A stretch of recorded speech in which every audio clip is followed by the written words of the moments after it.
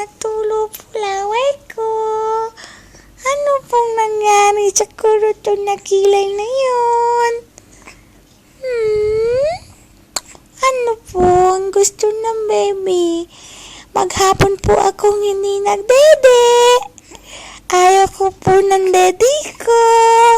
Inaaway ko. Matutulog na lang ako kahit hindi ako nagdede.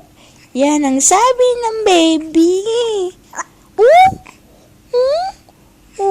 Sino nagsabing pangit ako? Ganda-ganda ko, no? Diba? Ayun ang maganda sa likod ko. Baliw.